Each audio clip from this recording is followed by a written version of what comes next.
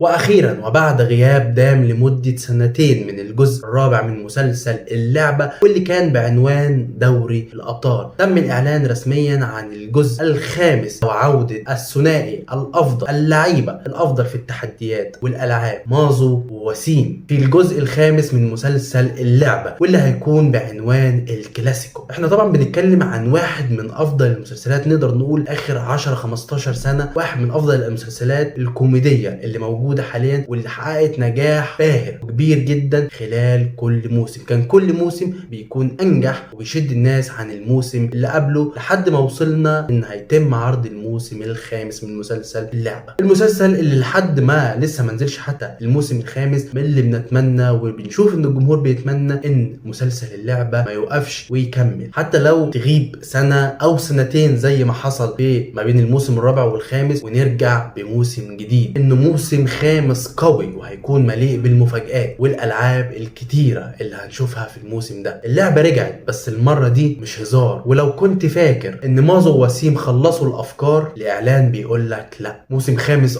بشكل مختلف تماما وتحديات تكون مخاطرة اعلى وصراع ممكن يكسر كل اللي اتبنى في الاربع مواسم اللي فاتوا. والسؤال هنا، هل هي لسه لعبة ولا بقت حرب؟ وهو ده اللي احنا جايين نتكلم عليه في حلقتنا النهاردة، الحلقة اللي جايين نتكلم فيها عن الجزء الخامس من مسلسل اللعبة. معاكم اخوكم اسلام ويلا بينا نخش في الحلقة على طول. هتلعب يعني هتلعب يا وسيم ليه التصعيد ده يا وسيم؟ بلاش غباوة يا وسيم، مش هلعب. هتلعب هتلعب هتلعب هتلعب هتلعب بس بقى انت بتمد ايدك عليا يا مازو؟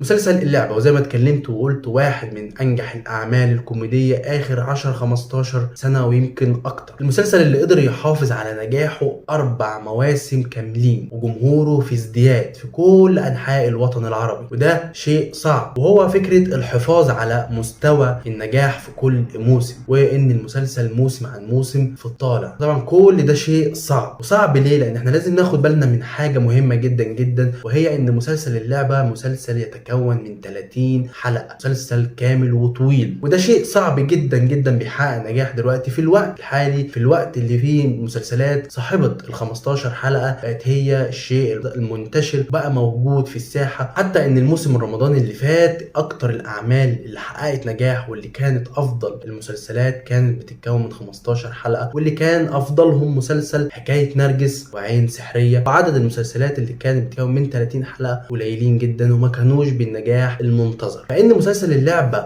5 مواسم داخلين على الموسم الخامس و30 حلقة ومحافظ على النجاح ده، فده شيء كبير جدا جدا ويحسب لأبطال العمل وصناعه اللي هنتكلم عنهم شوية كده. وطبعا الموسم الرمضاني اللي اتكلمت عنه اللي كان غير جاد، ويمكن المسلسل الوحيد اللي قدر يحافظ على نجاحه وجمهوره في ازدياد كل سنة وكان قادر يحافظ على النجاح على مدار 6 مواسم كاملين، وهو مسلسل المداح اللي كان آخر جزء ولحد دلوقتي هو اخر جزء. مسلسل المداح صورة النهاية للنجم كبير حمادة هلال، يمكن هو ده المسلسل الوحيد اخر كام سنة، يمكن طبعا المسلسل من قبل مسلسل اللعبة هو المسلسل الوحيد اللي مكمل في سياق 30 حلقة ومحافظ على نجاحه. ده حبيت اقول ان ده المسلسل الوحيد اللي افتكرته ان هو من 30 حلقة و6 مواسم كاملين. الجمهور كان كل سنة منتظر الموسم الجديد، وحتى لو تم الاعلان عن موسم فجأة كده وتم الاعلان عن موسم سابع، الناس هتكون منتظراه وبيشد. هو ده يمكن المسلسل اللي بيجاري مسلسل اللعبة في النجاح في الأعمال اللي تكون من 30 حلقة. والآن مع اللحظة التي يخشاها الجميع، الرجاء وضع سدادات الأذن.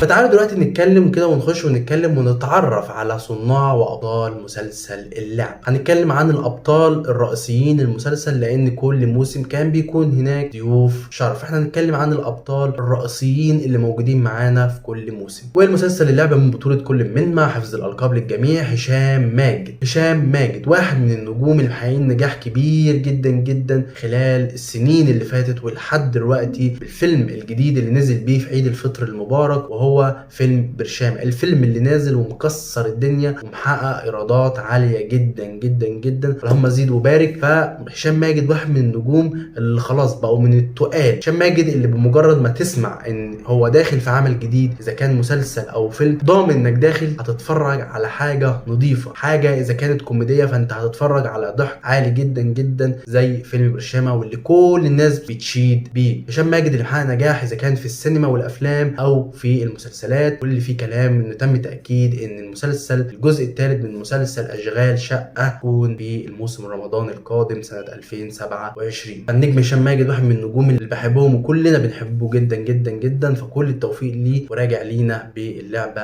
الجزء الخامس. شيكو وسيم، هنرجع بقى لوسيم واسراء والتلزيق والعلاقه الملزقه اللي ما بينهم دي. ميرنا جميل، اسراء، مي كساب اللي قايمه بدور شيماء، وطبعا هنشوف شيماء بشكل مختلف او مي كساب بشكل مختلف بعد ما نزلت في وزنها، وكان في كلام مشيكو وقال لها انت بوظت الجزء الخامس.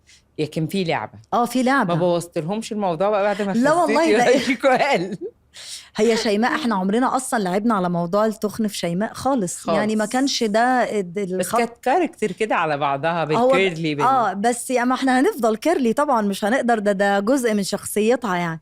بس لا تيجي صغننه قوي شعر كيرلي كتير. بس ما كانش الموضوع، هو كان ده افيه بس من شيكو بيضحك عشان هو مش عايز يخس. ما تعرفيش يمكن تفاجئونا انتوا الاثنين بقى في الجزء اللي جاي. عشان بقول له انت يلا خس يا شيكو يلا خس. فهنشوفها عامله ازاي بشكلها الجديد، لكن خلال الاعلان واضح ان هي هتكون بنفس شخصيتها.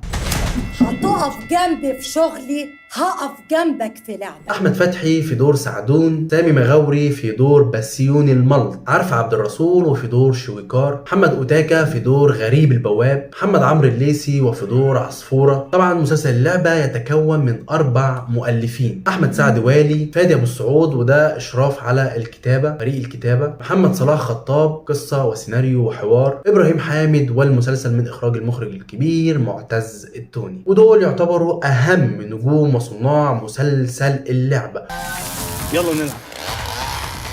بما اننا بنتكلم عن مسلسل اللعبة الجزء الخامس، اللي خلال شوية قدام في الحلقة هنتعرف ونعرف تاريخ وموعد عرض مسلسل اللعبة الجزء الخامس. لازم نفهم الدنيا هتكون ماشية ازاي في الجزء ده، والصراع هيكون عامل ازاي ما بين مازو ووسيم. الموسم الخامس اللي هيكون تحت عنوان الكلاسيكو. الموسم اللي فات الموسم الرابع كان اسمه دوري الابطال، الموسم ده الكلاسيكو. وهنشوف ان اللعبة هتكون اسرع وهتكون في اثارة اكثر من اي وقت، لان مازو ووسيم هيحطوا مشاكلهم على جنب هيدخلوا في مواجهة مباشرة، لأن كل واحد فيهم هيرجع ويجمع فريقه من تاني ويصمم على هزيمة الآخر في الجولة التانية، لأن الجولة الأولى كانت في الموسم الرابع واللي قدر فيها مازو في النهاية بعد سلسلة كبيرة من التحديات والألعاب الفوز على وسيم في الجولة الأولى، جولة دوري الأبطال. واللي كان بيدير اللعبة دي في الموسم الرابع كان محمد عبد الرحمن. عشان نشوف في نهاية الموسم الرابع، نهاية الحلقة الأخيرة، نشوف إن الصراع ما بينهم ما انتهاش، كل واحد فيهم جالهم حاجة كده زي كوين توب عليه اللعبة، وده كان أكبر دليل إن مسلسل اللعبة مكمل معانا في أجزاء تانية. فالموسم اللي فات الجولة الأولى انتصر فيها مازو، الجزء الخامس في الكلاسيكو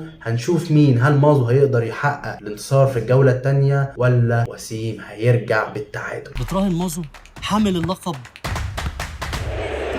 حد ياخد كل الشلاليت دي في وشه، كنت فادتها 35. طب وريني كده اهو مش قصدي. وده اللي هيخلينا نروح للإعلان اللي نزل عن الموسم الخامس، اللي هيخلينا نروح لآخر الإعلان ونتكلم عن آخر جزء في الإعلان، وده اللي يمكن بنشوف فيه لأول مرة في الأجزاء اللي فاتت من مسلسل اللعبة ظهور الشخصية اللي هتقود اللعبة واللي هتقود الألعاب اللي هيشارك فيها مازو ووسيم من الأول، عكس الأجزاء اللي فاتت اللي كنا بنتفاجئ ونعرف مين هو الشخصية اللي مسيطرة على اللعبة وبتحركهم في نهاية كل حلقة. لكن في الإعلان ظهر لنا مين الشخص اللي هيحرك اللعبة واللي هيدي التحديات، والشخص ده هيكون هو النجم الكبير أشرف عبد الباقي. فاللعبة واخدانا في مستوى عالي. ازيكم يا لعيبة، أنا اللعبة وحشتوني. وطبعا خلال الاعلان بنشوف التحديات اللي هياخدها مازو ووسيم وعلى مراحل، وعدد الضيوف الشرف اللي هيكونوا موجودين وغيرهم كتير اللي هيظهروا خلال الحلقات. زي ما قلت المسلسل بيتكون من 30 حلقه، فهيكون في عدد كبير من ضيوف الشرف اللي هيشاركوا في الالعاب. قادر وتعملها وتنسى هواك. لازم ندور في كل موظفين الشركه. شو بداي ايه في ايه وانا بشوف بلانتي؟ طبعا اتكلمت عن مي كساب وازاي نزلت في وزنها وازاي غيرت من شكلها، لكن من واضح وخلال الاعلان ان هي لسه شديده وبتيجي على مازو وزي الاجزاء اللي فاتت. لازم نتحد ونبقى يد واحده. لا احنا مش هندب مشاوير عشان نجيب مشنيعين. انا اسف هقطع قمه البوابين.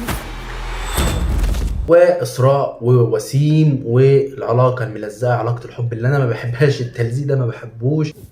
على فكره احنا في الشهور العده، يعني ممكن ارجعك اخش الحمام واتشطف وارجع اطلقك. جدع اعملها. انا هموت واعملها. ونيجي دلوقتي لموعد عرض مسلسل اللعبة الجزء الخامس، والمسلسل هيتعرض يوم الحد الجاي يوم 12 ابريل، يعني خلاص كلها ايام. انا بصور الحلقة دي يوم الثلاث، يعني كلها 5 ايام من موعد تصوير الحلقة، وهنيجي ونتفرج على اولى حلقات مسلسل اللعبة الجزء الخامس. وطبعا المسلسل هيتعرض على منصة شاهد.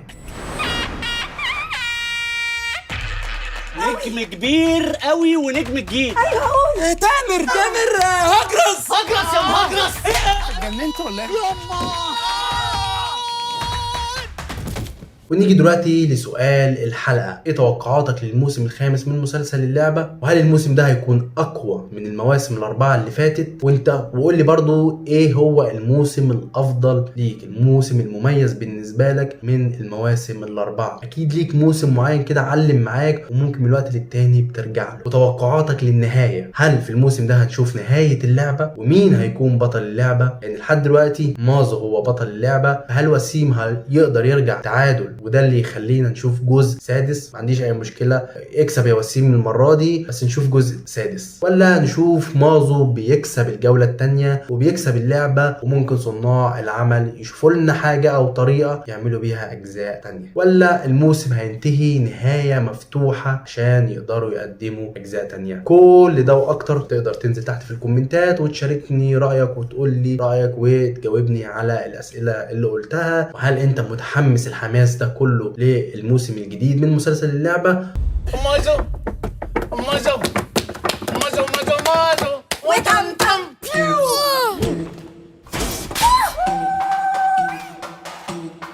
باد جايز ترجعونا لايام الشقاوه تاني.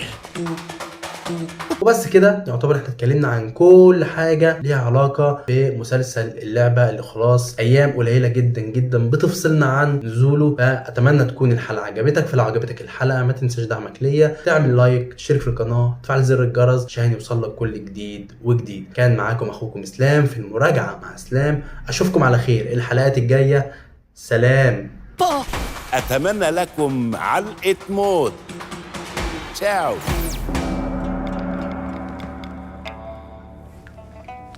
جاهز؟